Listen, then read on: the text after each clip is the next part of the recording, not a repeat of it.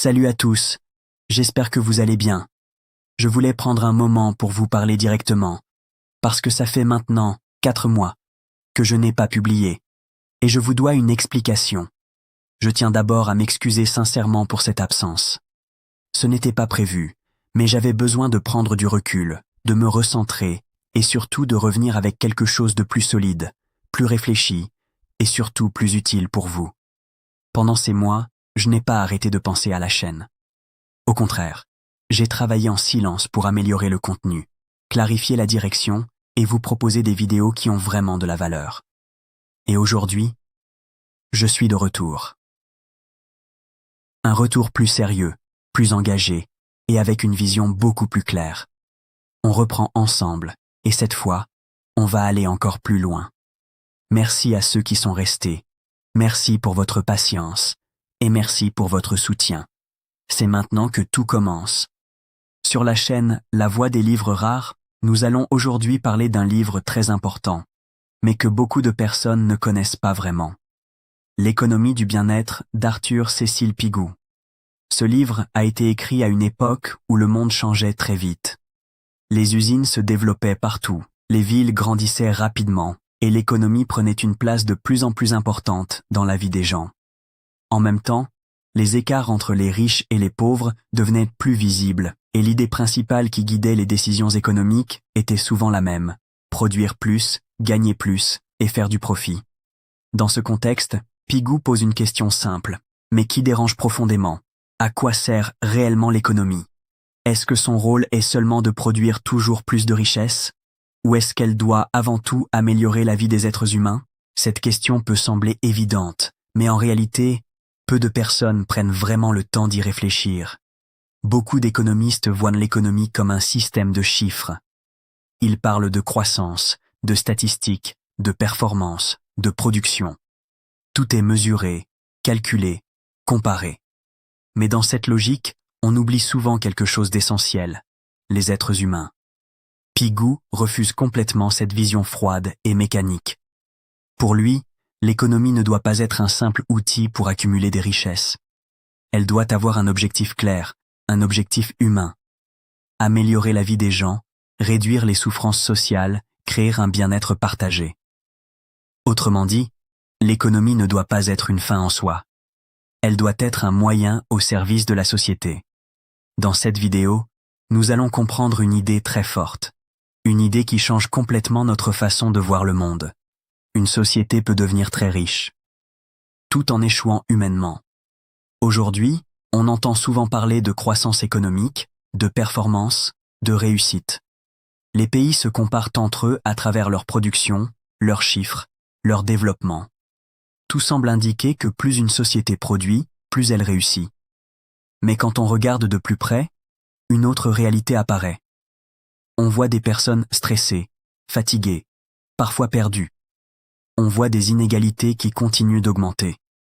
On voit des gens qui travaillent beaucoup mais qui ne trouvent pas de sens à ce qu'ils font. On voit aussi de la solitude, de l'isolement et un certain mal-être qui s'installe dans de nombreuses sociétés modernes. Alors une question se pose naturellement. Comment une société peut-elle devenir de plus en plus riche, tout en rendant ses habitants de moins en moins heureux? C'est exactement ce que Pigou cherche à comprendre. Selon lui, le problème vient d'une confusion très profonde. On confond souvent la richesse économique avec le bien-être humain. On pense que si l'argent augmente, alors la vie s'améliore automatiquement. Mais ce n'est pas toujours vrai. Une société peut produire énormément de biens, construire des infrastructures, développer des marchés, et en même temps créer de la souffrance, de l'injustice et de l'exclusion. C'est pour cela que Pigou insiste sur une idée essentielle. La richesse n'a de valeur que si elle améliore réellement la vie des individus. Sinon, elle devient une illusion. Dans cette vidéo, nous allons donc explorer cette vision différente de l'économie. Une vision plus humaine, plus réaliste et surtout plus profonde. Et peut-être qu'à la fin, tu verras l'économie d'une manière totalement différente. Chapitre 1. Le vrai but de l'économie. Dans ce premier chapitre, Arthur Cecil Pigou commence par poser une idée qui peut sembler simple au premier regard, mais qui change complètement notre manière de comprendre l'économie. Selon lui, l'économie n'a aucune utilité si elle ne sert pas à améliorer la vie des êtres humains.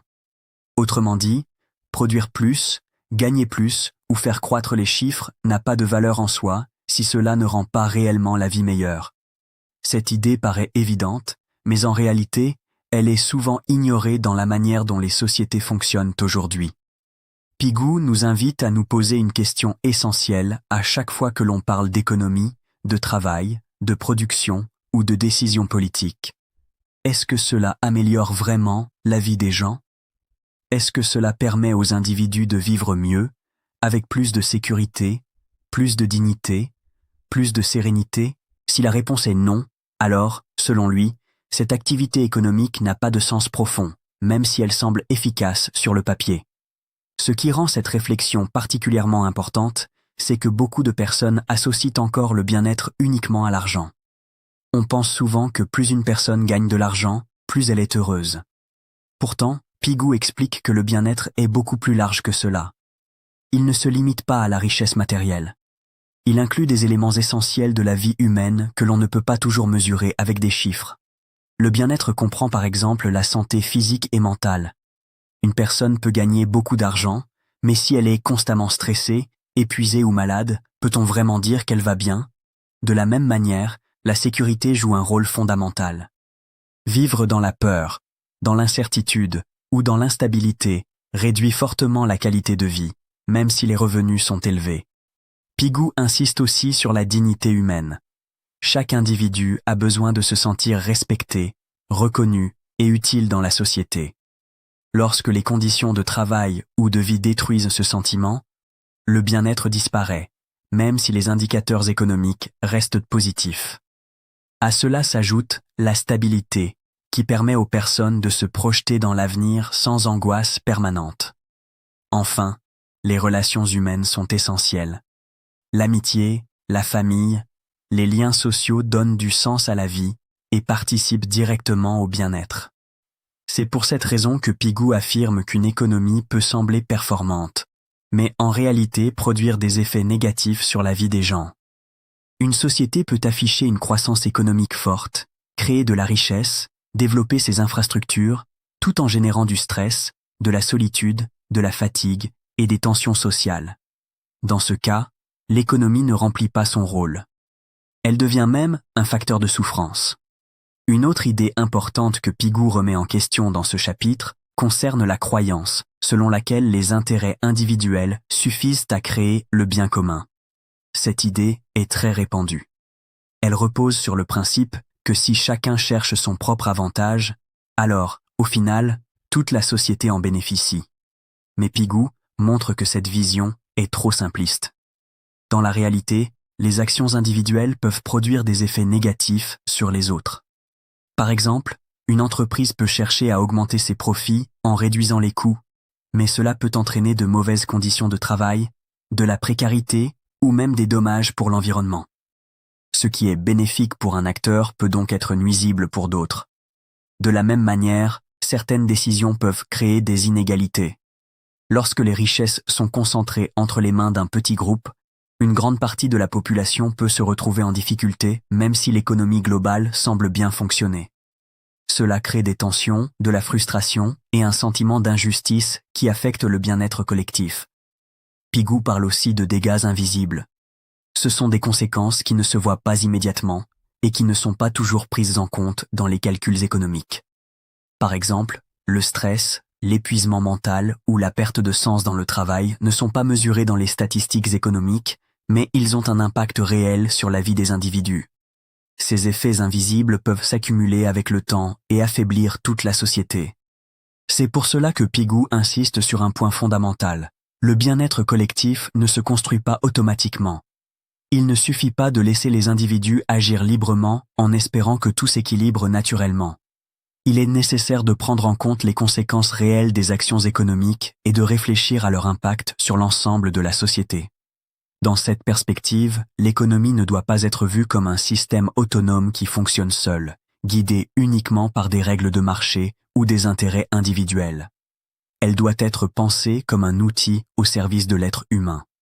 Cela signifie que les décisions économiques doivent être orientés vers l'amélioration concrète des conditions de vie. Pigou nous pousse donc à changer notre manière de voir les choses. Il ne s'agit plus de se demander uniquement combien une société produit ou combien elle gagne, mais de se demander comment les gens vivent réellement. Est-ce qu'ils sont en bonne santé? Est-ce qu'ils se sentent en sécurité? Est-ce qu'ils ont accès à des opportunités? Est-ce qu'ils peuvent vivre avec dignité? Si ces éléments ne sont pas présents, alors la richesse perd son sens. Elle devient une accumulation sans véritable valeur humaine. C'est pourquoi Pigou affirme que l'économie doit toujours être évaluée à travers ses effets sur la vie réelle, et non uniquement à travers des chiffres ou des performances abstraites. En résumé, ce premier chapitre nous montre que le véritable objectif de l'économie n'est pas la richesse en elle-même, mais le bien-être des individus. Il nous rappelle que derrière chaque décision économique, il y a des conséquences humaines, et que sans cette prise de conscience, une société peut progresser en apparence, tout en se détériorant en profondeur. Chapitre 2. L'illusion de la richesse. Dans ce deuxième chapitre, Arthur Cécile Pigou s'attaque à une idée très ancrée dans notre manière de penser moderne. La croyance que la richesse d'un pays suffit à mesurer son succès. Aujourd'hui, lorsqu'on parle de développement ou de réussite, on utilise presque toujours les mêmes indicateurs. On regarde le produit intérieur brut, on analyse la croissance économique, on compare les chiffres d'une année à l'autre. Plus ces chiffres augmentent, plus on considère qu'une société progresse. Cette façon de voir les choses semble logique.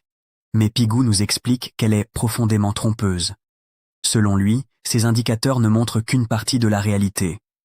Ils mesurent la production, les échanges, la consommation, mais ils ne disent rien sur la qualité de vie réelle des individus.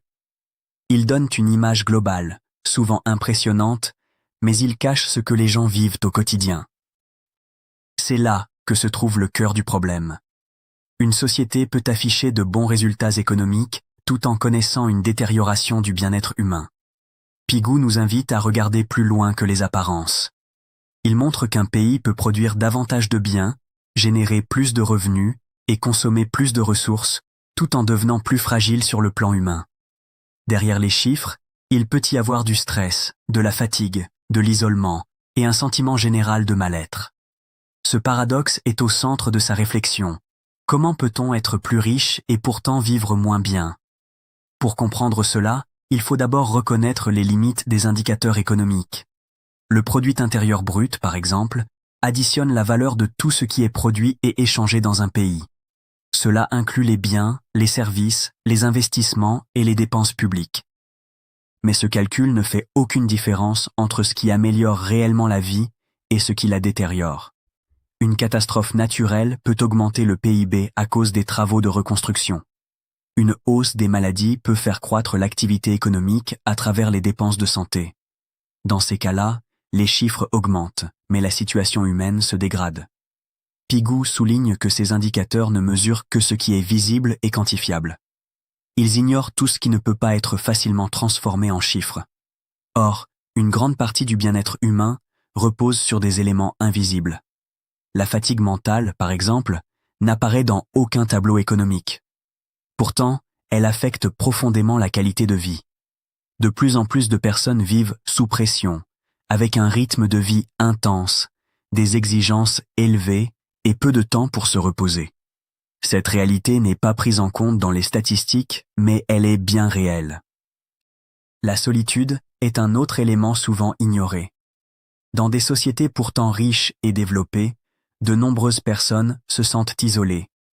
Elles manquent de liens sociaux, de relations sincères et de soutien. Cette situation peut entraîner de la tristesse, de l'anxiété et un sentiment de vide. Pourtant, rien de tout cela n'apparaît dans les indicateurs économiques classiques. Une société peut être prospère sur le papier, mais fragile sur le plan humain. Pigou parle aussi de la perte de sens.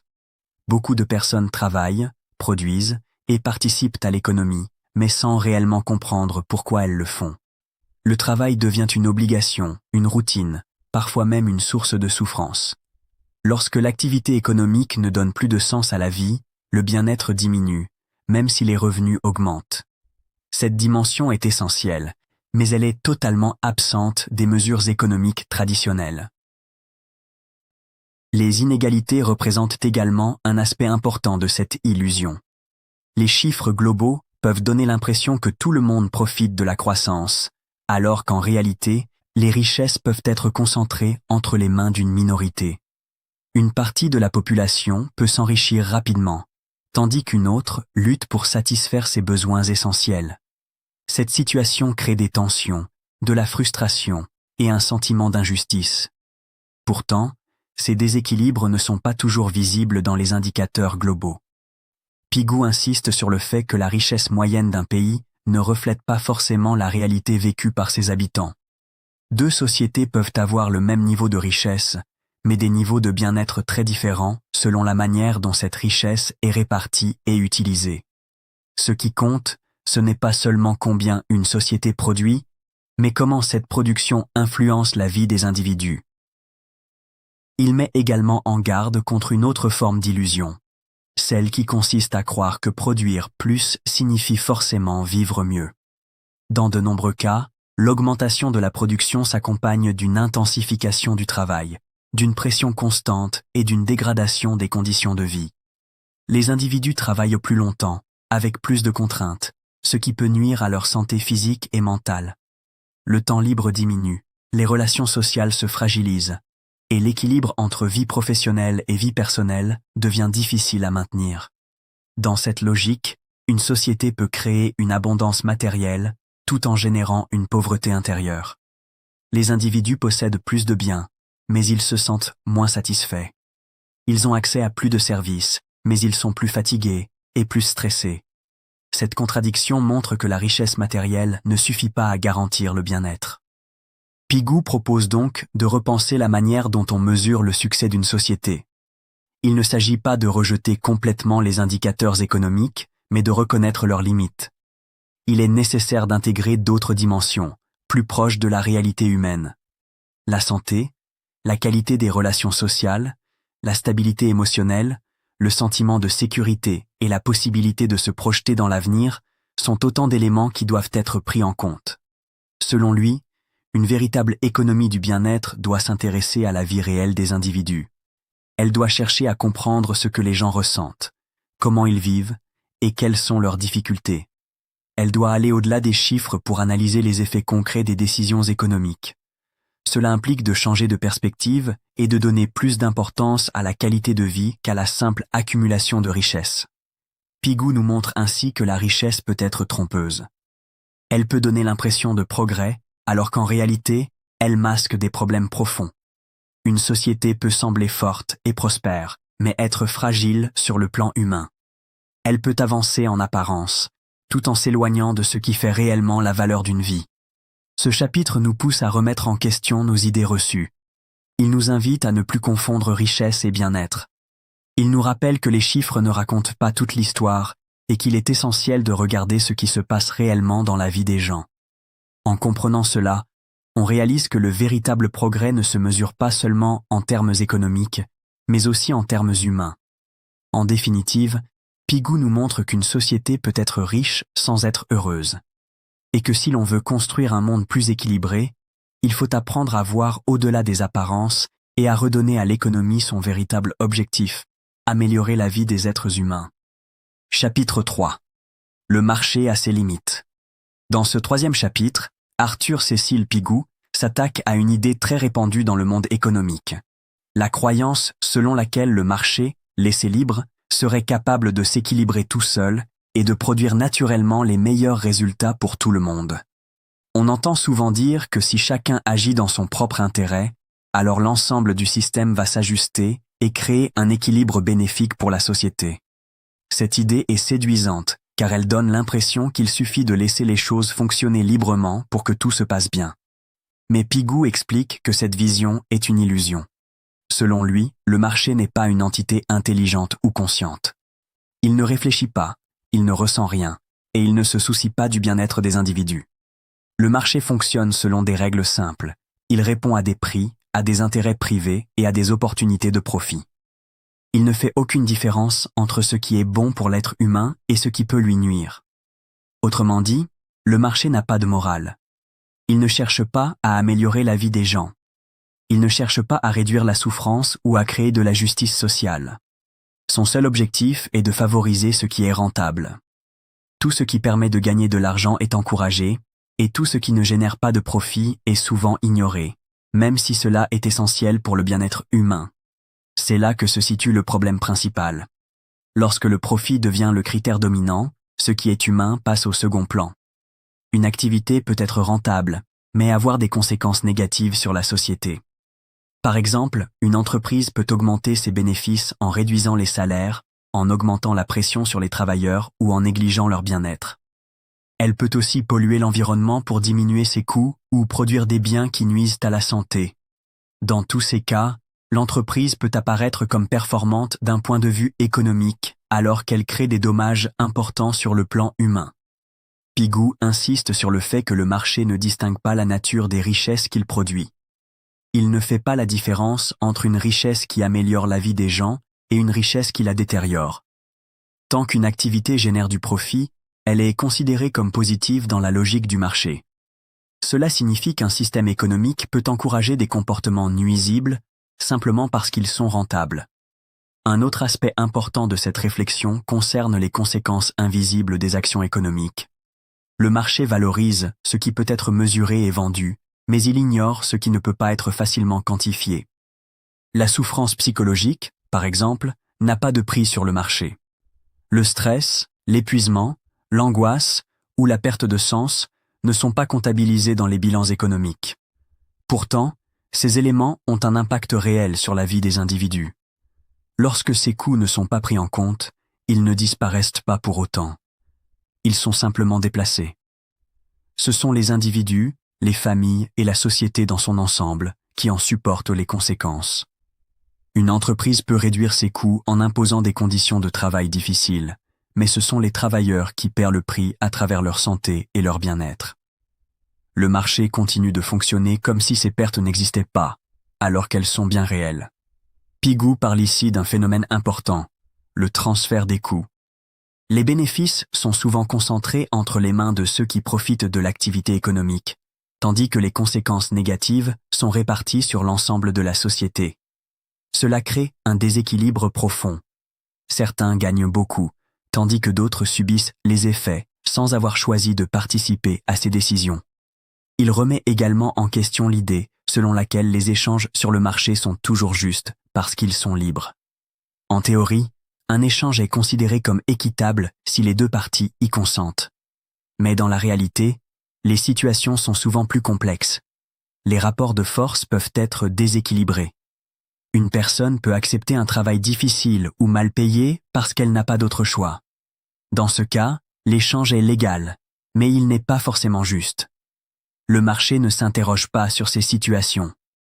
Il ne se demande pas si les conditions sont réellement équitables ou si les individus sont contraints par leur situation. Il se contente de vérifier si l'échange a lieu et s'il est rentable. Cette indifférence aux conditions humaines est l'une des limites majeures du système. Pigou met aussi en garde contre une forme d'aveuglement économique. Lorsque les chiffres deviennent l'unique référence, on finit par oublier la réalité humaine qui se cache derrière. Les décisions sont prises en fonction d'indicateurs abstraits, sans tenir compte des conséquences concrètes sur la vie des gens. L'économie devient alors un système fermé qui fonctionne selon ses propres règles, sans se soucier de ses effets sur la société. Dans cette situation, le marché peut être perçu comme une force naturelle, presque inévitable. On a tendance à croire que ces résultats sont justes simplement parce qu'ils sont le résultat d'un processus économique. Pigou rejette cette idée. Il rappelle que le marché est une construction humaine. Il repose sur des règles, des institutions et des choix collectifs. Il peut donc être modifié, encadré et corrigé. Il ne s'agit pas pour lui de supprimer le marché, car il reconnaît son utilité dans l'organisation des échanges et de la production. Le marché peut être efficace, dynamique et innovant, mais il ne doit pas être considéré comme une solution parfaite. Il doit rester un outil au service de la société et non devenir une finalité en lui-même. Pigou souligne que certaines choses ne devraient pas être laissées uniquement aux mécanismes du marché. Les domaines liés à la santé, à l'éducation, à l'environnement ou à la dignité humaine dépassent la simple logique du profit. Ils nécessitent une attention particulière, car leur valeur ne peut pas être réduite à un prix. Ce chapitre met également en lumière la responsabilité collective. Lorsque le marché produit des effets négatifs, il ne suffit pas de les ignorer en espérant qu'ils disparaissent. L'inaction revient à accepter que certaines personnes subissent les conséquences des choix économiques des autres. Cela pose un problème de justice. Une société ne peut pas être considérée comme équilibrée si elle tolère ce type de déséquilibre. Pigou nous invite donc à repenser notre relation au marché. Il ne s'agit pas de le rejeter, mais de reconnaître ses limites. Le marché ne pense pas, ne ressent pas et ne prend pas en compte le bien-être humain. Seuls les êtres humains peuvent le faire. C'est pourquoi il est nécessaire d'intégrer consciemment le bien-être dans les décisions économiques. Sans cette prise de conscience, le marché peut devenir une machine efficace, mais indifférente. Une machine capable de produire de la richesse, mais aussi de générer des dommages importants. Une société qui s'en remet entièrement au marché, sans réfléchir à ses conséquences, prend le risque de perdre de vue l'essentiel, la qualité de la vie humaine.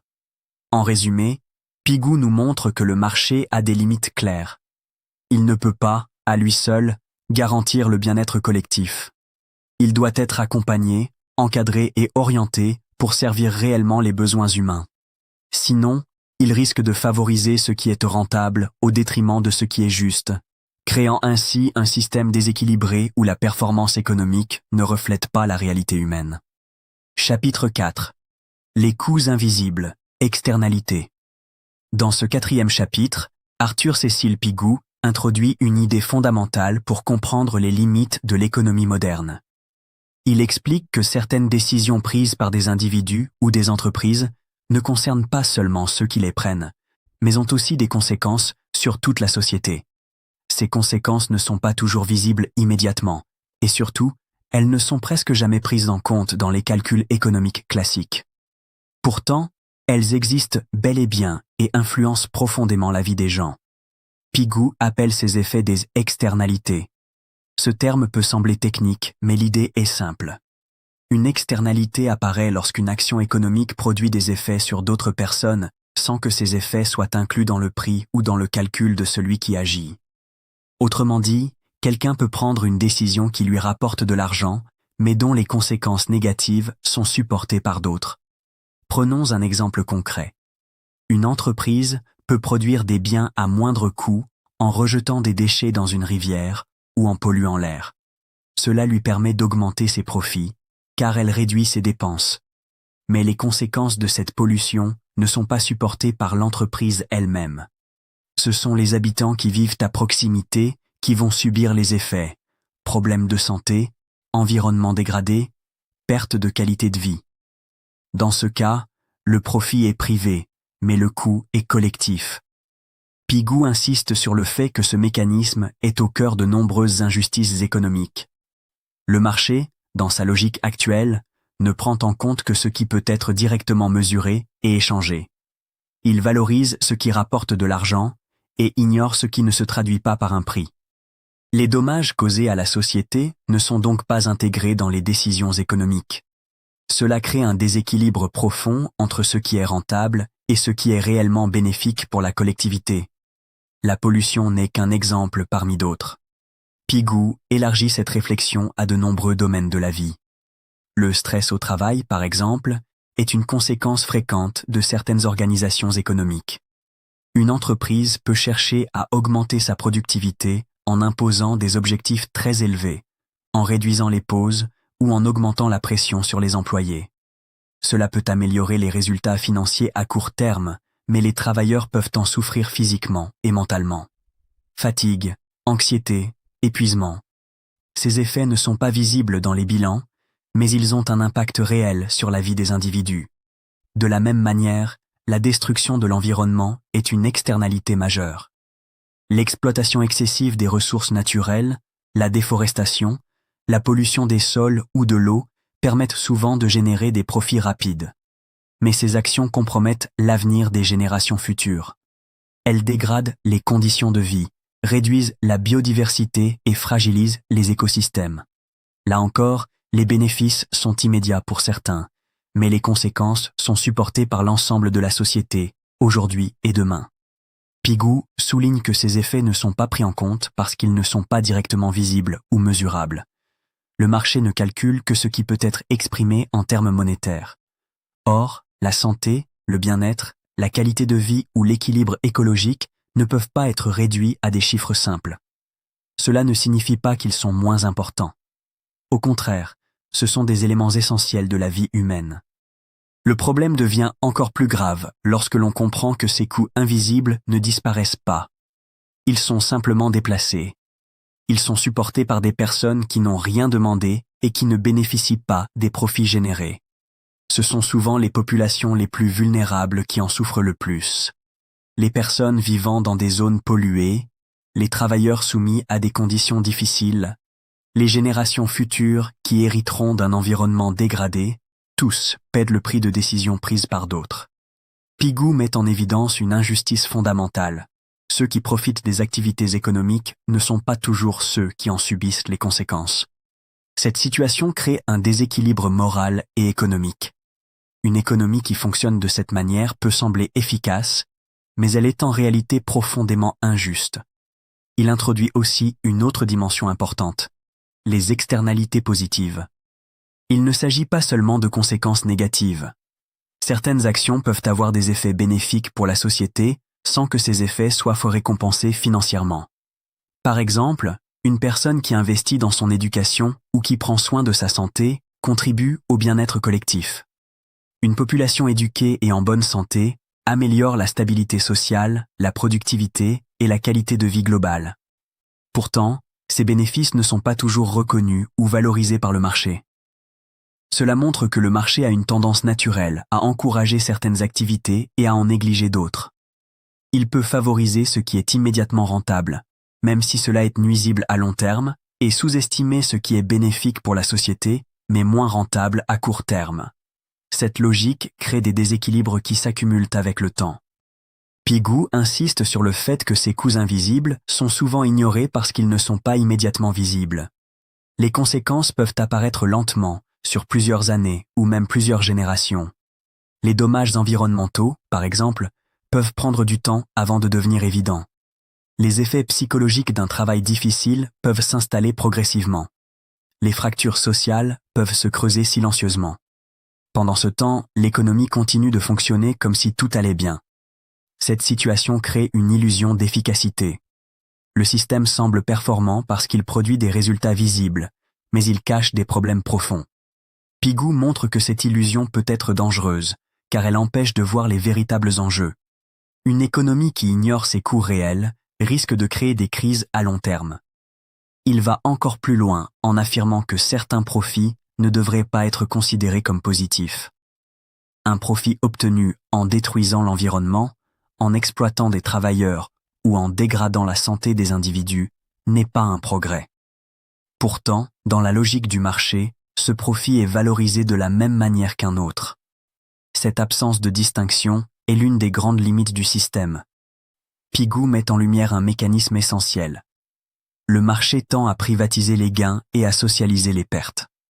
Les bénéfices sont concentrés entre les mains de ceux qui prennent les décisions, tandis que les coûts sont répartis sur l'ensemble de la société. Cela crée une situation où certains profitent, tandis que d'autres paient sans avoir participé au choix. Face à cela, Pigou nous invite à changer notre manière de voir l'économie. Il nous rappelle que l'économie n'est pas un système isolé. Elle est profondément liée à la société, à l'environnement et aux relations humaines. Ignorer les externalités, c'est ignorer les liens qui unissent les individus. C'est faire comme si les actions économiques n'avaient pas de conséquences humaines, alors qu'elles influencent directement la qualité de vie. Ce chapitre nous pousse donc à prendre conscience d'une réalité souvent invisible. Il montre que les décisions économiques ne sont jamais neutres. Elles ont des effets qui dépassent largement le cadre financier. Comprendre cela permet de voir l'économie autrement, non pas comme un simple échange de biens et de services, mais comme un système qui impacte profondément la vie collective. En résumé, Pigou nous montre que les coûts invisibles sont une réalité centrale de l'économie. Ils expliquent pourquoi une société peut sembler prospère tout en créant des souffrances diffuses. Ils révèlent les limites d'un système qui ne prend en compte que ce qui est mesurable, et surtout, Il rappelle que le bien-être collectif ne peut pas être laissé au hasard. Il doit être compris, pris en compte et intégré dans les décisions économiques pour éviter que certains paient le prix des choix des autres. Chapitre 5. Les inégalités détruisent le bien-être. Dans ce chapitre, Arthur Cécile Pigou met en lumière une idée simple, mais profondément importante pour comprendre comment fonctionne réellement une société. Il explique que l'argent n'a pas la même utilité selon les personnes qui le possèdent. Autrement dit, la valeur d'une même somme d'argent change en fonction de la situation de chacun. Cette idée peut sembler évidente, mais elle a des conséquences énormes sur la manière dont on doit penser l'économie et le bien-être collectif. Pour une personne qui vit dans la pauvreté ou dans une situation difficile, un revenu supplémentaire peut transformer complètement la vie.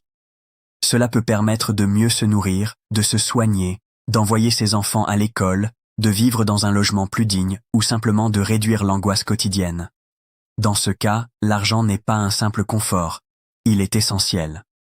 Il apporte de la sécurité, de la stabilité et un minimum de sérénité. Il permet de respirer, de vivre sans peur constante. À l'inverse, pour une personne déjà riche, un revenu supplémentaire n'a pas le même impact. Ses besoins de base sont déjà largement satisfaits. Elle a accès aux soins, à l'éducation, au confort et à la sécurité. Ajouter encore plus d'argent ne change pas profondément sa vie. Cela peut améliorer son confort, mais cela ne transforme pas son existence de manière fondamentale. Pigou insiste sur ce point. Plus une personne est riche, moins chaque unité supplémentaire d'argent lui apporte de bien-être réel. C'est ce qu'on appelle l'idée du rendement décroissant de la richesse. Plus on possède, moins chaque ajout compte réellement. Cette observation est au cœur de la réflexion de Pigou, car elle montre que la manière dont la richesse est répartie dans une société est aussi importante, voire plus importante, que la quantité totale de richesse produite. Quand la richesse est concentrée entre les mains d'une minorité, une grande partie de cette richesse perd en utilité réelle. Elle s'accumule sans améliorer significativement le bien-être de ceux qui la possèdent. Pendant ce temps, une autre partie de la population manque de ressources essentielles pour vivre correctement. Cela crée un déséquilibre profond. La société peut sembler riche dans les chiffres, mais elle produit moins de bien-être global qu'elle ne le pourrait si les ressources étaient mieux réparties. Pigou montre que cette situation n'est pas seulement une question morale, mais aussi une question économique. Une société inégalitaire n'est pas seulement injuste, elle est aussi moins efficace dans la production du bien-être. En concentrant la richesse, elle réduit son potentiel global de satisfaction et de stabilité. Autrement dit, elle fonctionne en dessous de ses capacités réelles. Les inégalités ne se limitent pas à une différence de revenus. Elles ont des conséquences directes sur la vie quotidienne des individus.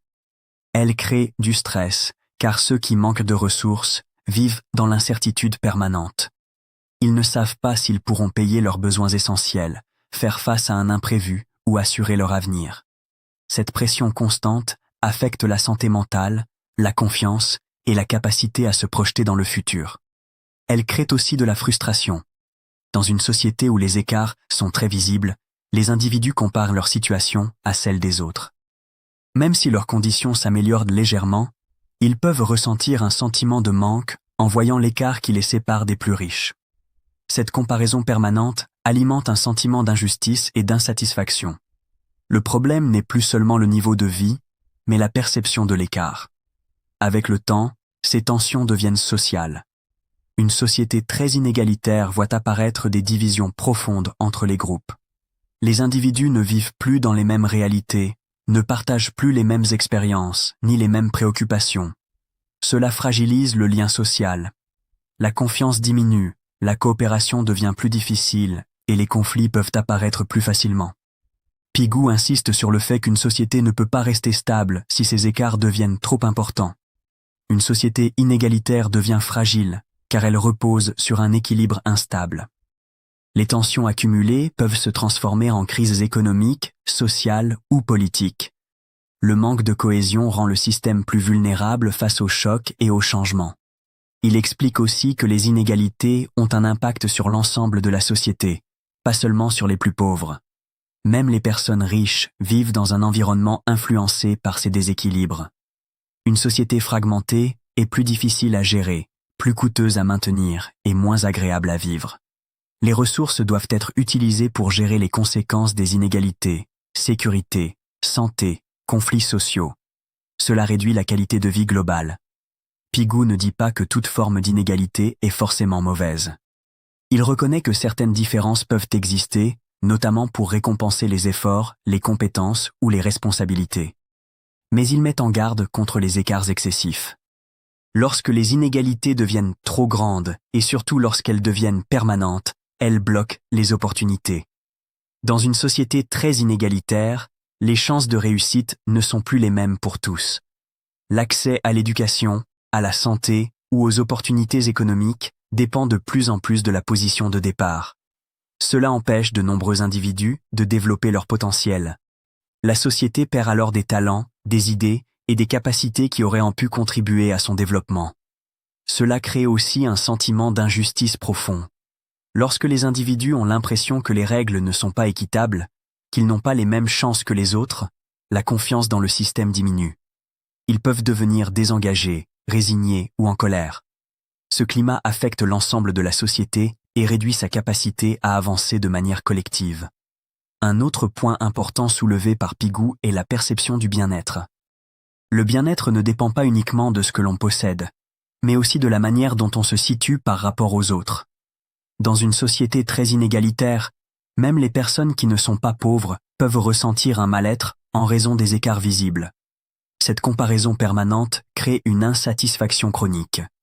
Pigou montre ainsi que la richesse relative joue un rôle important. Ce n'est pas seulement la quantité d'argent qui compte, mais aussi la manière dont elle est distribuée. Une société où les écarts sont raisonnables favorise un sentiment de justice et de stabilité. À l'inverse, une société où les écarts sont extrêmes alimente les tensions et réduit le bien-être global. Face à cela, Pigou propose une réflexion simple mais puissante. Pour améliorer le bien-être collectif, il ne suffit pas de produire plus de richesse. Il faut aussi réfléchir à la manière dont cette richesse est répartie. Une redistribution modérée, qui permet de réduire les écarts les plus importants, peut augmenter le bien-être global sans nuire à l'efficacité économique. Il ne s'agit pas de supprimer toute différence, mais de créer un équilibre. Une société qui investit dans l'éducation, la santé et les conditions de vie de tous ses membres renforce sa stabilité et son potentiel. Elle permet à chacun de participer à la vie économique et sociale dans de meilleures conditions. En résumé, Pigou montre que les inégalités ne sont pas un simple détail du système économique. Elles sont un élément central qui influence directement le bien-être collectif. Une société peut être riche en apparence, mais si cette richesse est mal répartie, elle produit moins de bien-être qu'elle ne le pourrait. Elle devient plus fragile, plus tendue et moins harmonieuse. Ce chapitre nous rappelle que la véritable richesse d'une société ne se mesure pas seulement à ce qu'elle possède, mais à la manière dont elle permet à ses membres de vivre. Réduire les inégalités, ce n'est pas seulement une question de justice, c'est aussi une manière d'améliorer la qualité de vie de tous et de construire une société plus stable, plus humaine et plus durable. Chapitre 6. Le rôle de l'État. Dans ce chapitre, Arthur Cécile Pigou apporte une précision essentielle qui permet de mieux comprendre sa vision de l'économie. Contrairement à certaines idées reçues, il ne rejette pas le marché. Il reconnaît même son utilité. Le marché permet d'organiser les échanges, de produire des richesses et de stimuler l'innovation. Il joue donc un rôle important dans le fonctionnement économique d'une société. Mais pour Pigou, il y a une limite très claire. Le marché, à lui seul, ne peut pas garantir le bien-être de tous. Le problème principal du marché, selon Pigou, est qu'il ne pense pas au bien-être collectif. Il ne cherche pas à améliorer la vie des individus. Il ne fait que suivre une logique simple, celle du profit et de l'intérêt privé. Les entreprises cherchent à gagner de l'argent, les individus cherchent à maximiser leurs avantages, et les décisions sont prises en fonction de ce qui est rentable, pas de ce qui est juste ou bénéfique pour la société dans son ensemble. Cela signifie que le marché peut produire de la richesse, mais aussi créer des déséquilibres. Il peut laisser certaines personnes de côté, aggraver les inégalités ou encourager des comportements qui nuisent à la collectivité. Par exemple, une entreprise peut augmenter ses profits en réduisant les salaires, en dégradant les conditions de travail ou en polluant l'environnement. D'un point de vue économique, cela peut sembler efficace. Mais du point de vue humain, les conséquences peuvent être graves. C'est ici que Pigou introduit le rôle de l'État. Pour lui, l'État n'est pas là pour remplacer le marché, ni pour contrôler chaque aspect de l'économie. Il n'est pas non plus un ennemi de la liberté économique. Son rôle est différent. Il doit agir comme un régulateur, un équilibre, une force qui corrige les limites du marché lorsque celui-ci ne parvient pas à produire du bien-être collectif. L'intervention de l'État devient nécessaire dès que le fonctionnement du marché crée des injustices ou des situations déséquilibrées. Par exemple, lorsque certaines personnes sont exclues du système économique, lorsqu'elles n'ont pas accès à des ressources essentielles ou lorsqu'elles subissent des conditions de vie difficiles sans pouvoir s'en sortir seules. Dans ces cas-là, laisser faire le marché ne suffit pas. Il faut une action collective.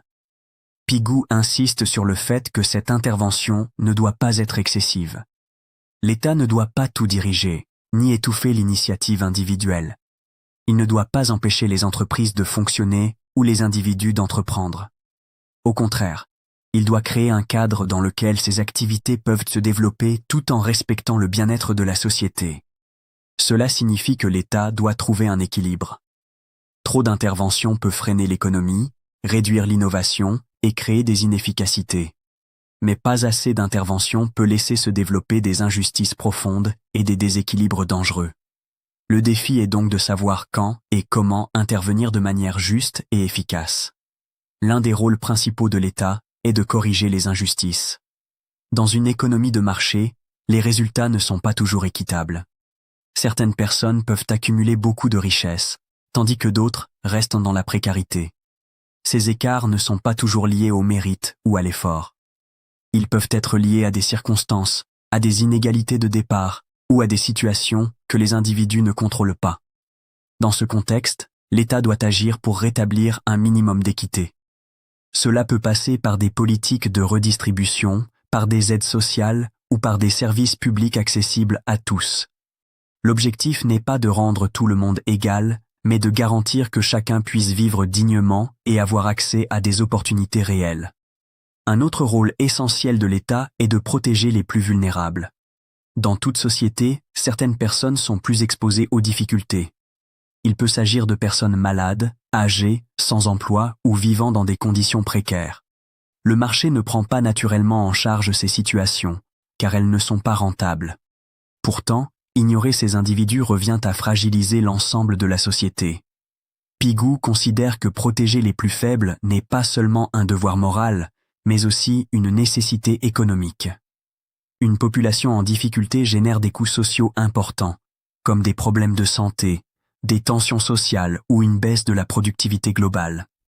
À l'inverse, une population soutenue et protégée est plus stable, plus active et plus capable de contribuer à la vie économique. L'État doit également intervenir pour corriger les effets négatifs du marché, notamment ce que Pigou appelle les externalités. Ce sont des conséquences invisibles des activités économiques, comme la pollution, le stress au travail ou la dégradation de l'environnement. Ces effets ne sont pas pris en compte par le marché, mais ils ont un impact réel sur la société. Sans intervention, ces problèmes peuvent s'aggraver. Les entreprises continuent de produire, de générer des profits, mais les coûts sont supportés par la collectivité. L'État doit donc mettre en place des règles, des normes ou des taxes pour intégrer ces coûts dans le système économique. Cela permet de responsabiliser les acteurs et de limiter les dégâts. Mais le rôle de l'État ne se limite pas à corriger les problèmes. Il doit aussi créer les conditions d'un bien-être durable. Cela passe par des investissements dans des domaines essentiels comme l'éducation, la santé ou les infrastructures. Ces secteurs ne sont pas toujours suffisamment développés par le marché, car leurs bénéfices sont souvent à long terme et partagés par l'ensemble de la société.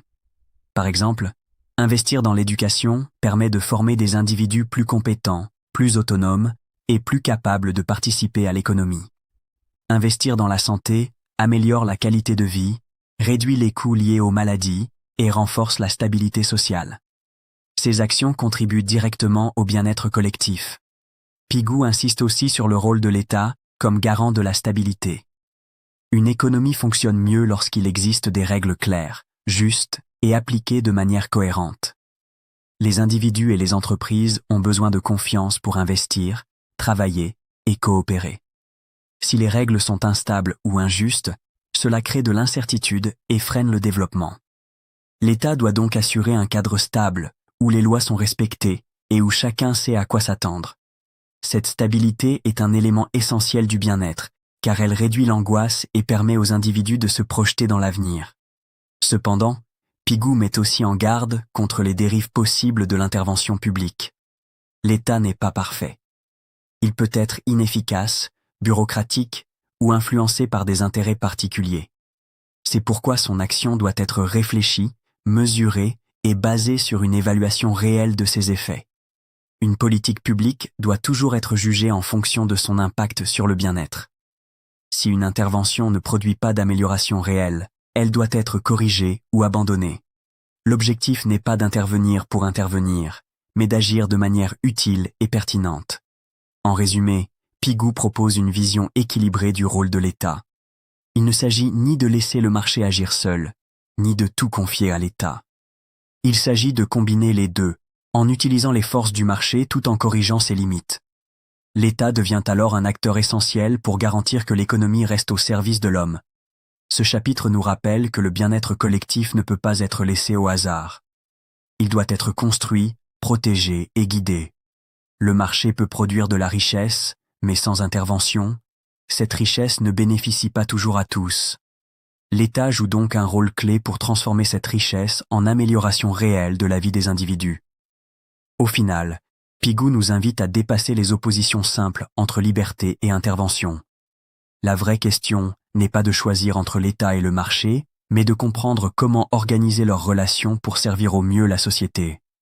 Une économie équilibrée est une économie où chacun a sa place, où les excès sont corrigés et où le bien-être collectif reste la priorité. Chapitre 7. Fiscalité et justice sociale. Dans ce chapitre, Arthur Cécile Pigou propose une vision très différente de ce que beaucoup de personnes pensent à propos des impôts. Pour lui, les impôts ne sont pas une punition ni une perte inutile. Ils ne sont pas là pour pénaliser ceux qui réussissent ou pour freiner l'économie. Au contraire, ils sont un outil essentiel pour organiser la société de manière plus juste et plus équilibrée. Pigou part d'une idée simple. Une économie ne fonctionne pas dans le vide. Elle repose sur une société, sur des règles, sur des infrastructures et sur des services qui permettent à chacun de travailler, produire et échanger. Sans route, sans école, sans hôpitaux, sans sécurité ou sans institutions solides, l'activité économique serait beaucoup plus difficile, voire impossible. Les impôts servent donc à financer tout ce qui rend possible la vie en société. Mais leur rôle ne s'arrête pas là. Pigou insiste sur un point fondamental. Dans une économie de marché, les richesses ne sont pas réparties de manière équitable. Certaines personnes accumulent beaucoup, tandis que d'autres ont du mal à satisfaire leurs besoins essentiels. Cette situation crée des déséquilibres qui peuvent fragiliser toute la société. Les impôts permettent alors de corriger ces déséquilibres en redistribuant une partie des ressources. La redistribution n'est pas une idée abstraite ou idéologique. Pour Pigou, c'est une manière concrète d'améliorer le bien-être collectif. Comme il l'a expliqué dans les chapitres précédents, l'argent n'a pas la même valeur pour tout le monde. Donner une petite partie de la richesse des plus riches pour aider les plus pauvres peut avoir un impact beaucoup plus important sur le bien-être global. Cela permet de réduire les écarts les plus extrêmes et de garantir à chacun un minimum de conditions de vie dignes. Les impôts permettent donc de réduire les inégalités. Lorsque les écarts deviennent trop importants, ils créent des tensions, du stress et un sentiment d'injustice. Une société très inégalitaire devient instable et fragile. En redistribuant une partie des richesses, l'État peut atténuer ces tensions et renforcer la cohésion sociale. Les individus se sentent davantage intégrés et la société fonctionne de manière plus harmonieuse. Un autre rôle essentiel de la fiscalité est de financer des services publics qui profitent à tous. L'éducation, par exemple, est un domaine clé. Une population éduquée est plus capable de travailler, d'innover et de participer à la vie économique. Elle est aussi plus autonome et plus consciente de ses choix. Pourtant, le marché seul ne garantit pas un accès égal à l'éducation. Sans intervention publique, certaines personnes seraient exclues de ce droit fondamental. Les impôts permettent donc de financer des écoles, des universités et des formations accessibles au plus grand nombre. La santé est un autre exemple important. Une société en bonne santé est plus productive, plus stable et plus sereine. Mais les soins médicaux peuvent être coûteux et inaccessibles pour certains. Grâce aux impôts, il est possible de financer des systèmes de santé qui protègent les individus, réduisent les risques et améliorent la qualité de vie. Cela ne bénéficie pas seulement aux personnes malades, mais à l'ensemble de la société. Pigou montre aussi que la fiscalité joue un rôle dans la stabilité économique. Une société où les écarts sont trop importants et où les besoins de base ne sont pas satisfaits est plus exposée aux crises. Les tensions sociales, les conflits et les instabilités peuvent perturber l'économie et ralentir le développement. En redistribuant les ressources et en finançant des services essentiels, les impôts contribuent à créer un environnement plus stable et plus prévisible. Il est important de comprendre que pour Pigou, la redistribution ne doit pas être excessive ou mal pensée. L'objectif n'est pas de supprimer toute différence ou de rendre tout le monde identique. Il s'agit de trouver un équilibre. Une redistribution intelligente permet de réduire les écarts les plus injustes, tout en laissant de la place à l'initiative, à l'effort et à la création de richesses.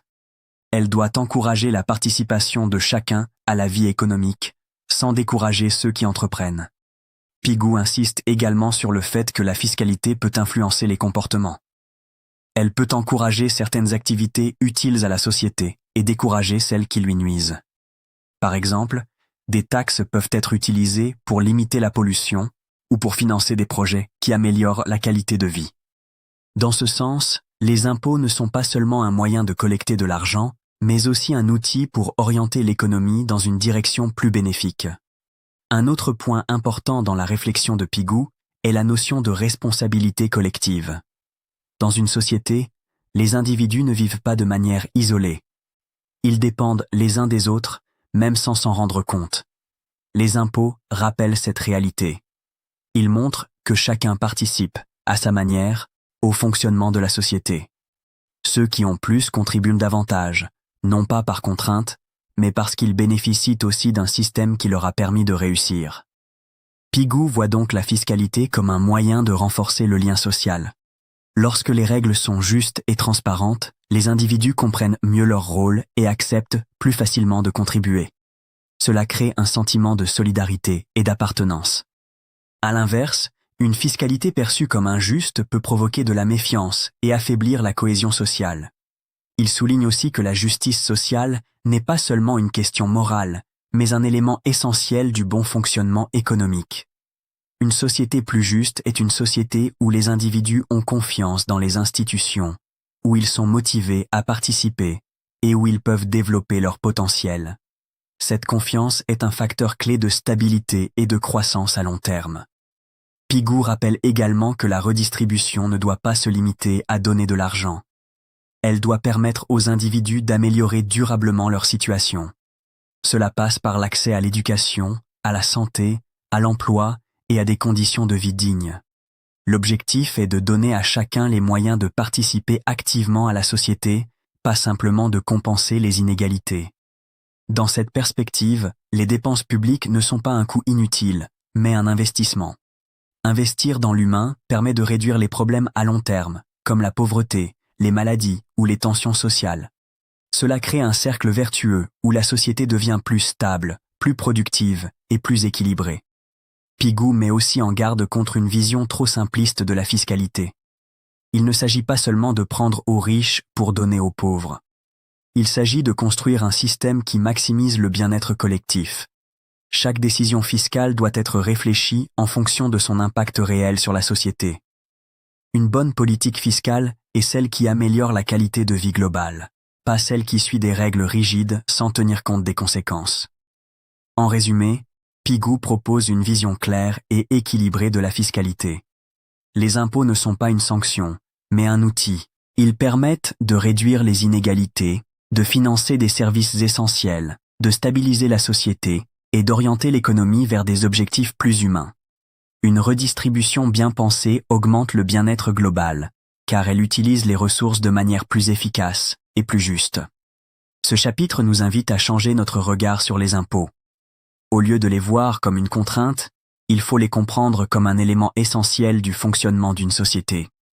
Ils permettent de transformer la richesse économique en bien-être réel, en améliorant les conditions de vie de tous. Au final, Pigou nous rappelle que l'économie n'est pas seulement une question de production et de profit. Elle est aussi une question de justice, de responsabilité et de solidarité. La fiscalité, lorsqu'elle est bien utilisée, devient un levier puissant pour construire une société plus équilibrée, plus stable et plus humaine. Chapitre 8.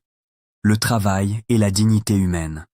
Dans ce chapitre, Arthur Cécile Pigou nous invite à changer profondément notre manière de voir le travail. Il explique que le travail ne doit pas être considéré uniquement comme un moyen de gagner de l'argent. Bien sûr, le salaire est important, car il permet de vivre, de subvenir à ses besoins et d'assurer une certaine stabilité. Mais réduire le travail à une simple source de revenus est une vision trop limitée et, surtout, dangereuse. Pour Pigou, le travail est une partie essentielle de la vie humaine. Il occupe une place centrale dans notre quotidien.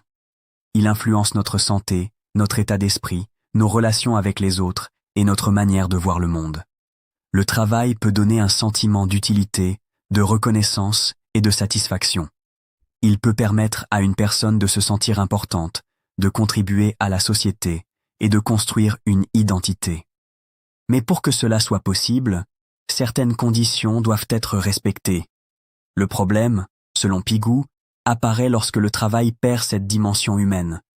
Lorsqu'il devient uniquement un outil de production, lorsqu'il est organisé sans tenir compte de la personne qui l'exécute, il peut rapidement se transformer en source de souffrance. Un travail stressant, injuste ou déshumanisant ne contribue plus au bien-être. Au contraire, il le détruit. Le stress est l'un des premiers signes de cette dérive. Dans de nombreuses situations, les individus travaillent sous une pression constante. Ils doivent atteindre des objectifs élevés, respecter des délais stricts, faire face à une compétition permanente ou à une peur de perdre leur emploi.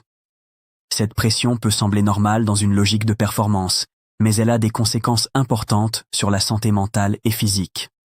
Le stress prolongé fatigue, épuise et peut même provoquer des maladies. À cela s'ajoute l'injustice. Lorsqu'un travail n'est pas correctement rémunéré, lorsque les efforts ne sont pas reconnus ou lorsque les conditions sont inéquitables, le sentiment d'injustice s'installe. Une personne peut alors ressentir de la frustration, de la colère ou du découragement. Elle peut perdre la motivation et ne plus voir de sens dans ce qu'elle fait. Cette situation nuit non seulement à l'individu, mais aussi à l'efficacité globale de l'économie. Le travail devient encore plus problématique lorsqu'il est déshumanisant. Cela signifie qu'il ne respecte pas la personne. Par exemple, lorsque les tâches sont répétitives, sans intérêt, sans possibilité d'évolution, ou lorsque les travailleurs sont traités comme de simples outils. Dans ces conditions, l'individu perd peu à peu son sentiment d'utilité et de dignité. Il ne se sent plus reconnu comme une personne, mais comme un élément remplaçable dans un système. Pigou insiste sur le fait que ces situations ne sont pas anodines. Elles ont des conséquences profondes sur le bien-être collectif. Un individu qui souffre dans son travail ne peut pas être pleinement épanoui. Cette souffrance peut se répercuter sur sa vie personnelle, sur sa famille et sur ses relations sociales. Avec le temps, cela peut créer un malaise général dans la société. Il explique également que le travail ne doit pas être séparé des conditions de vie. Un bon travail ne se limite pas à un salaire. Il doit offrir des conditions dignes. Cela inclut des horaires raisonnables, un environnement sûr, une certaine stabilité et la possibilité de concilier vie professionnelle et vie personnelle. Sans ces éléments, le travail peut devenir une contrainte lourde et difficile à supporter. Pigou montre que respecter la dignité humaine dans le travail n'est pas seulement une question morale, mais aussi une question d'efficacité. Un travailleur qui se sent respecté, reconnu et en sécurité est plus motivé, plus engagé et plus productif. Il est capable de donner le meilleur de lui-même et de contribuer positivement à l'économie. À l'inverse, un travailleur épuisé, stressé ou maltraité sera moins efficace et moins impliqué. Il est donc dans l'intérêt de la société de créer des conditions de travail qui favorisent le bien-être. Cela ne signifie pas supprimer toute exigence ou toute discipline, mais trouver un équilibre. Le travail doit rester une activité structurée, mais il ne doit pas écraser l'individu. Il doit permettre de produire tout en respectant la personne. Pigou insiste aussi sur l'importance du sens dans le travail. Un individu a besoin de comprendre ce qu'il fait et pourquoi il le fait. Il a besoin de sentir que son travail a une utilité, qu'il contribue à quelque chose de plus grand que lui. Lorsque le travail perd ce sens, il devient vide et difficile à supporter. Même bien payé, un travail sans sens peut créer un malaise profond. La reconnaissance joue également un rôle essentiel. Se sentir utile, être respecté et voir ses efforts appréciés sont des éléments fondamentaux du bien-être. Une société qui valorise uniquement les résultats financiers sans reconnaître les individus qui y contribuent crée un déséquilibre. Le travail devient alors une obligation, et non une source de satisfaction. Pigou rappelle aussi que toutes les formes de travail ont de la valeur. Certaines professions sont plus visibles ou mieux rémunérées que d'autres, mais cela ne signifie pas qu'elles sont plus importantes. Chaque rôle contribue au fonctionnement de la société. Ignorer ou dévaloriser certains travailleurs revient à fragiliser l'ensemble du système. Un autre aspect important de ce chapitre est le lien entre travail et santé. Les conditions de travail influencent directement la santé physique et mentale des individus. Un environnement dangereux, des horaires excessifs ou une pression constante peuvent entraîner des maladies, de la fatigue et un épuisement général. Cela a un coût humain, mais aussi un coût économique, car une population en mauvaise santé est moins productive et plus fragile. À l'inverse, investir dans de bonnes conditions de travail permet de créer un cercle vertueux. Les individus sont en meilleure santé, plus satisfaits et plus efficaces. La société dans son ensemble en bénéficie. Le bien-être au travail devient alors un facteur de développement, et non un obstacle. Pigou ne se contente pas de critiquer les dérives. Il propose aussi une direction claire. Il appelle à une organisation du travail qui place l'humain au centre. Cela implique de repenser les conditions de travail, les relations professionnelles et la manière dont on mesure la performance. Le succès ne doit pas être évalué uniquement en termes de production ou de profit, mais aussi en termes de qualité de vie. Il insiste également sur la responsabilité des acteurs économiques. Les entreprises, les dirigeants et les décideurs ont un rôle à jouer. Ils doivent prendre en compte les conséquences de leurs décisions sur les travailleurs. Le travail ne doit pas être utilisé comme un simple moyen pour atteindre des objectifs financiers, mais comme une activité qui doit respecter et valoriser les individus. Enfin, Pigou rappelle que le travail est un élément fondamental de la dignité humaine. Travailler, c'est participer à la société, contribuer à la vie collective et se sentir utile. Mais pour que cela soit vrai, le travail doit être organisé de manière humaine. Il doit permettre aux individus de vivre dignement, de se développer et de trouver un équilibre. En résumé, ce chapitre montre que le travail est bien plus qu'une activité économique. Il est au cœur du bien-être humain. Lorsqu'il est respectueux, équilibré et porteur de sens, il contribue à l'épanouissement des individus et à la stabilité de la société.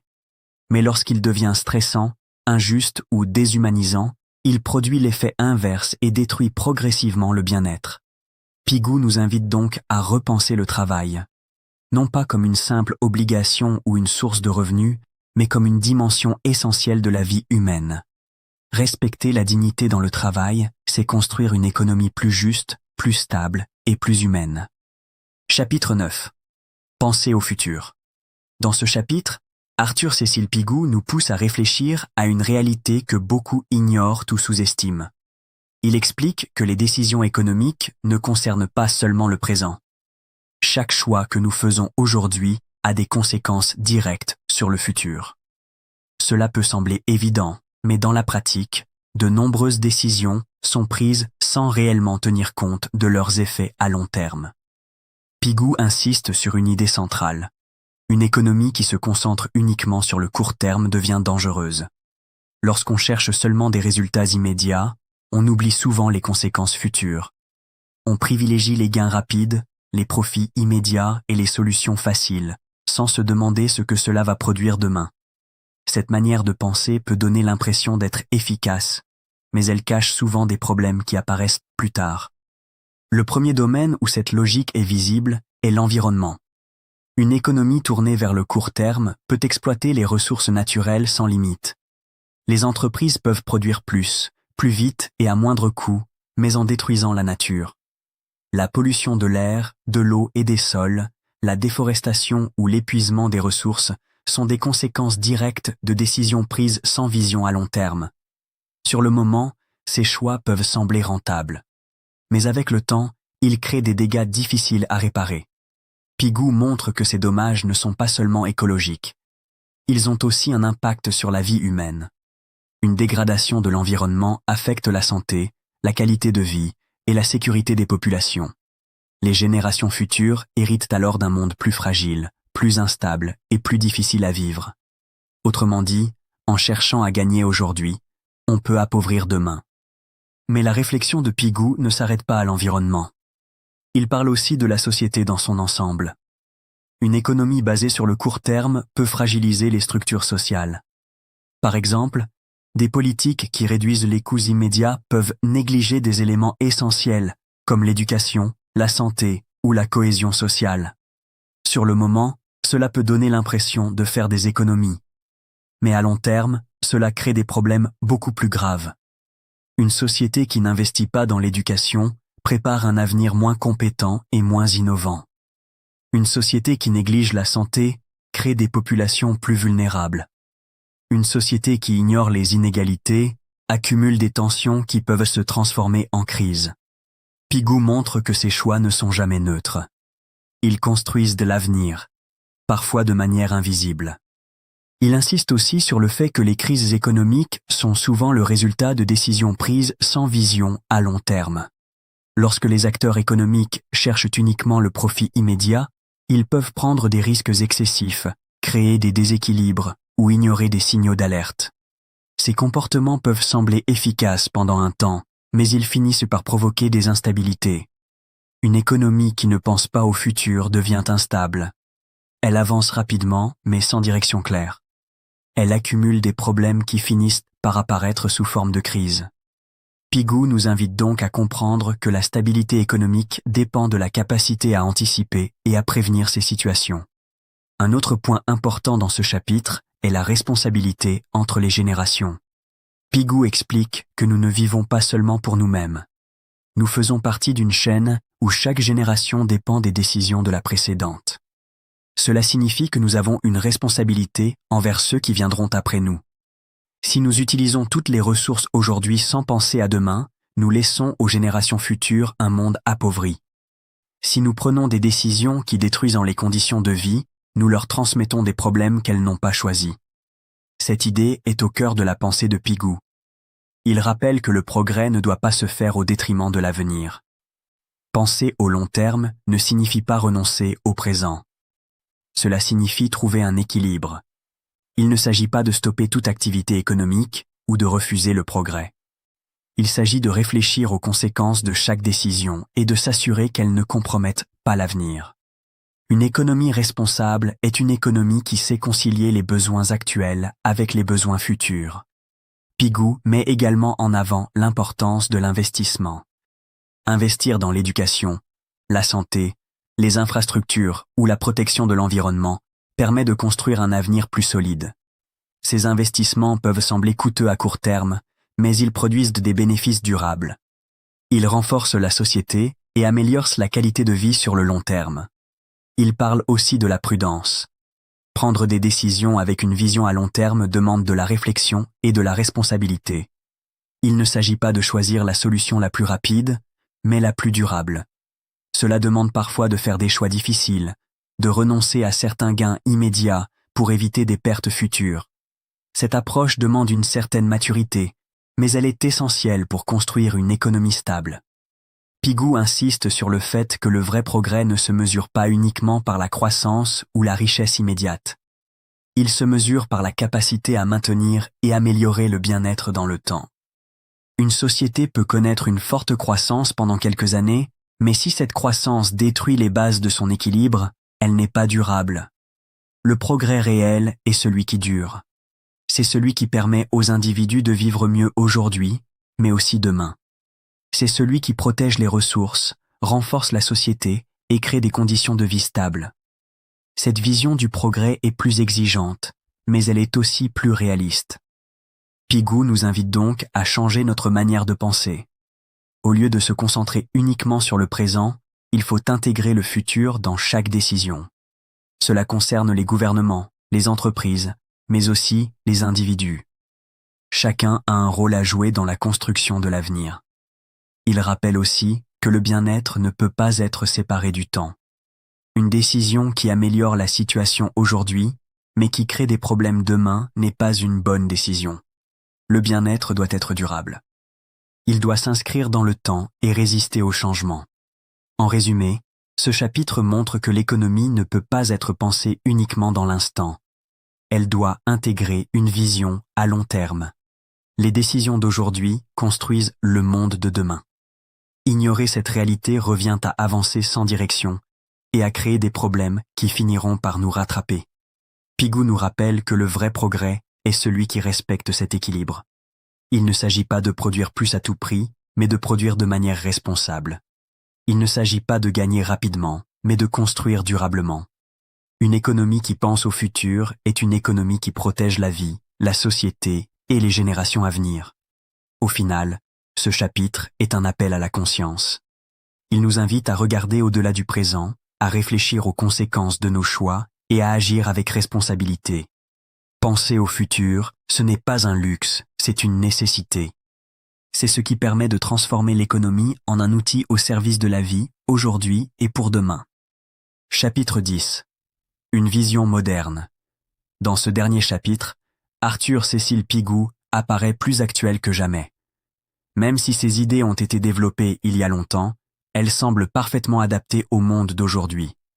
En réalité, on pourrait même dire que notre époque confirme ce qu'il avait déjà compris. Nous vivons dans un système économique qui a énormément évolué, mais qui reste marqué par les mêmes problèmes. Une obsession pour la croissance, une importance excessive donnée aux chiffres et une déconnexion de plus en plus visible avec le bien-être réel des individus. Aujourd'hui, l'économie est largement dominée par la finance. Les marchés financiers influencent les décisions, les entreprises et même les politiques publiques. Les mouvements d'argent, les investissements et les profits à court terme occupent une place centrale. Dans ce contexte, la réussite est souvent mesurée par des indicateurs financiers, la croissance du produit intérieur brut, les performances des entreprises ou les résultats des marchés. Ces chiffres donnent une image de puissance et de réussite, mais ils ne racontent pas toute la réalité. Pigou nous invite à regarder au-delà de ces indicateurs. Il explique que ces chiffres ne disent rien de la qualité de vie des individus. Ils ne mesurent pas le stress, la fatigue, la solitude ou la perte de sens. Une société peut afficher des résultats économiques impressionnants tout en étant profondément déséquilibrée sur le plan humain. C'est précisément ce que l'on observe aujourd'hui. Dans de nombreux pays, la richesse a augmenté, les technologies ont progressé et la production a explosé. Pourtant, en parallèle, les individus ressentent souvent un malaise. Le stress est devenu courant, le rythme de vie s'accélère et le sentiment d'insécurité persiste. Beaucoup de personnes ont du mal à trouver un équilibre entre leur travail et leur vie personnelle. D'autres ressentent un manque de sens dans ce qu'elles font. Cette contradiction montre bien que la croissance économique ne garantit pas le bien-être. Les crises économiques sont également un signe de ce déséquilibre. Elles apparaissent souvent lorsque les décisions sont prises sans tenir compte de leurs conséquences réelles. Lorsque la recherche du profit immédiat devient la priorité, certains risques sont ignorés. Cela peut conduire à des situations instables qui finissent par provoquer des chocs importants. Ces crises ne sont pas seulement des événements financiers, elles ont des conséquences humaines, perte d'emploi, précarité, incertitude et difficultés sociales. Pigou avait déjà compris que ce type de fonctionnement pouvait créer des problèmes. Il expliquait que l'économie ne doit pas être guidée uniquement par le profit ou la croissance. Elle doit être orientée vers un objectif plus large, améliorer la vie des individus. Lorsque cet objectif est oublié, le système devient déséquilibré. Les inégalités sont un autre aspect central de la situation actuelle. Malgré la richesse globale, les écarts entre les individus restent importants, voire s'accentuent dans certains cas. Une minorité accumule une grande partie des ressources, tandis qu'une partie de la population rencontre des difficultés pour vivre correctement. Cette situation crée des tensions, de la frustration et un sentiment d'injustice. Pigou montre que ces inégalités ne sont pas seulement un problème moral, mais aussi un problème économique.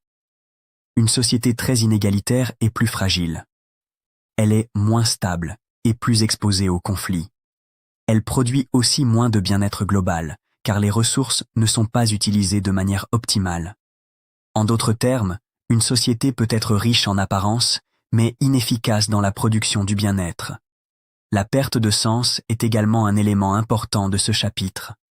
Dans un monde où tout est mesuré en termes de performance et de rentabilité, les individus peuvent se sentir perdus. Le travail devient parfois une simple obligation, sans réelle satisfaction. Les relations sociales peuvent être affectées par le rythme de vie et la pression constante. Cette situation crée un vide que la richesse matérielle ne parvient pas à combler. Pigou nous invite alors à repenser ce que signifie réellement le progrès. Pendant longtemps, le progrès a été associé à la croissance économique, à l'augmentation de la production et à l'accumulation de richesses. Mais cette vision est incomplète. Elle ne prend pas en compte la qualité de vie, la santé, les relations humaines ou la stabilité sociale. Le véritable progrès, selon Pigou, doit être évalué en fonction du bien-être.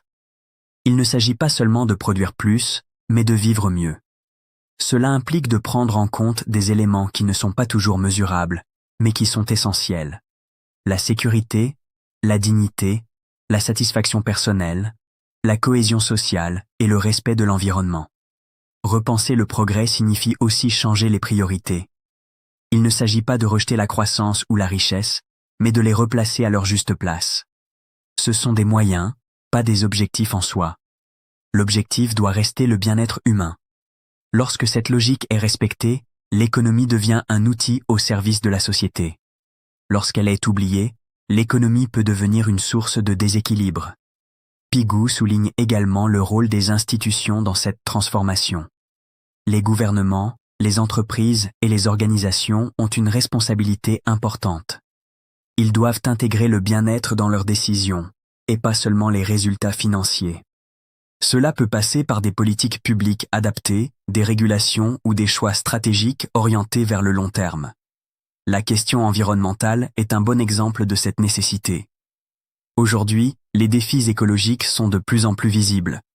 La pollution, le changement climatique et la dégradation des ressources montrent les limites d'une économie qui ne prend pas en compte ces impacts. Pigou avait déjà expliqué que ces effets, appelés externalités, doivent être intégrés dans les décisions économiques. Ignorer ces coûts revient à créer des problèmes pour l'avenir. Il est donc essentiel de développer une vision plus large de l'économie. Une vision qui ne se limite pas aux chiffres, mais qui prend en compte la réalité humaine. Cela demande une réflexion plus profonde, mais aussi une volonté de changer certaines habitudes. Il faut accepter que tout ne peut pas être mesuré uniquement en termes de profit ou de croissance. Pigou ne propose pas une solution simple ou unique. Il propose plutôt une manière de penser. Il nous invite à poser les bonnes questions. À quoi sert l'économie? Que voulons-nous réellement améliorer? Comment mesurer le progrès? Ces questions sont essentielles pour construire un système plus équilibré. Ce chapitre montre que les idées de Pigou ne sont pas dépassées. Elles sont au contraire très pertinentes pour comprendre les défis actuels. Elles permettent de prendre du recul et de voir les limites du modèle dominant. Elles offrent aussi des pistes pour imaginer une économie plus humaine et plus durable. En résumé, nous vivons dans un monde où la richesse et la croissance occupent une place centrale, mais où le bien-être réel est souvent négligé. Cette situation crée des crises, des inégalités et une perte de sens. Pigou nous rappelle que l'économie doit être repensée. Elle ne doit pas être une fin en soi, mais un moyen d'améliorer la vie des individus. Repenser le progrès, c'est remettre l'humain au centre. C'est comprendre que la réussite ne se mesure pas seulement en chiffres, mais dans la qualité de la vie. C'est accepter de regarder au-delà des apparences pour construire une société plus équilibrée. Au final, ce chapitre est un appel à la réflexion. Il nous invite à ne pas accepter le système tel qu'il est, mais à le questionner. À chercher un modèle où la richesse et le bien-être avancent ensemble. Une économie qui ne se contente pas de produire, mais qui permet réellement de vivre mieux. Au final, Arthur Cécile Pigou nous transmet une idée très claire, presque évidente, mais que beaucoup ont fini par oublier avec le temps. Il nous rappelle que l'économie n'a pas été créée pour elle-même. Elle n'est pas une machine autonome qui doit fonctionner coûte que coûte. Elle a été pensée pour servir les êtres humains, pour améliorer leur vie, pour réduire leurs difficultés et leur permettre de vivre dans de meilleures conditions. Pourtant, aujourd'hui, on a souvent l'impression que la situation s'est inversée. Au lieu que l'économie soit au service de l'homme, c'est l'homme qui s'adapte aux exigences de l'économie. On accepte des conditions difficiles, du stress, des inégalités ou des sacrifices au nom de la croissance et de la performance, comme si ces objectifs étaient devenus plus importants que la vie elle-même. Pigou nous invite à remettre les choses à leur place. Il nous rappelle que la richesse, les chiffres, la croissance ou les performances économiques ne sont que des outils. Ce sont des moyens, pas des finalités. Ils ne prennent de valeur que lorsqu'ils permettent réellement d'améliorer la vie des individus.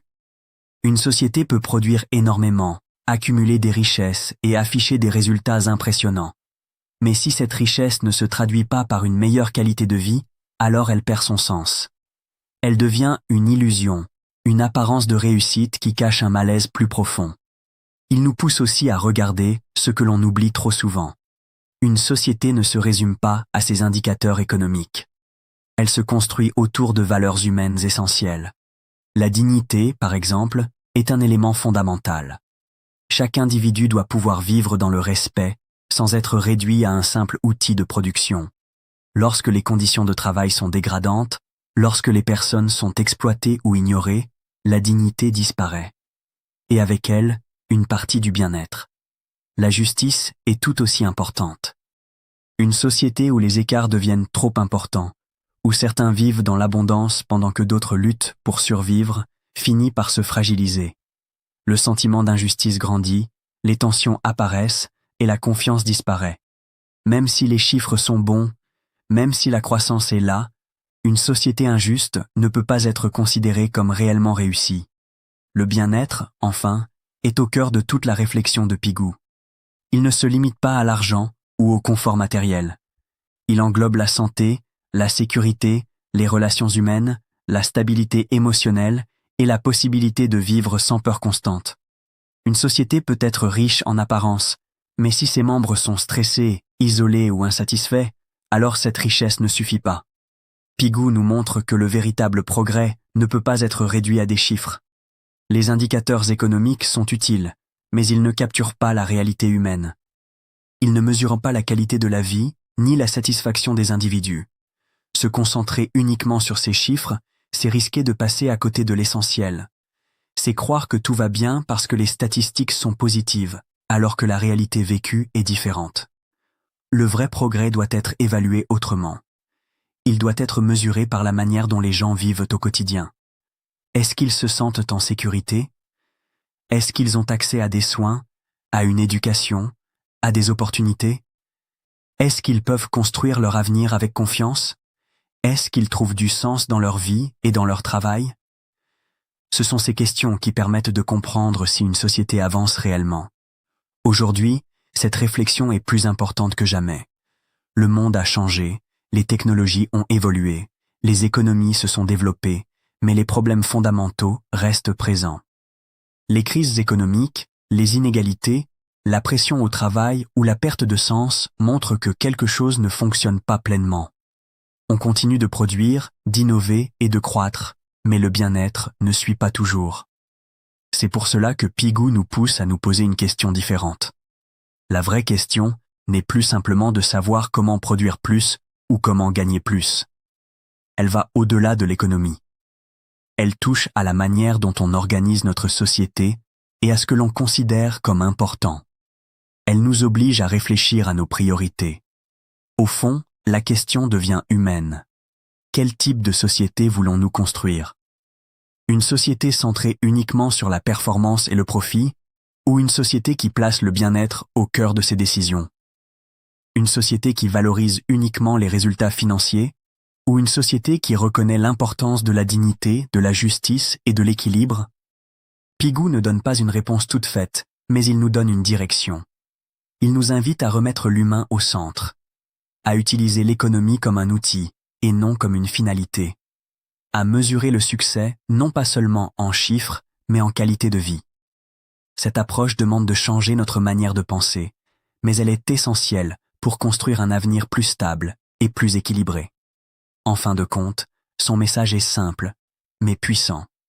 Une économie qui oublie l'humain finit toujours par échouer, même si elle semble réussir en apparence.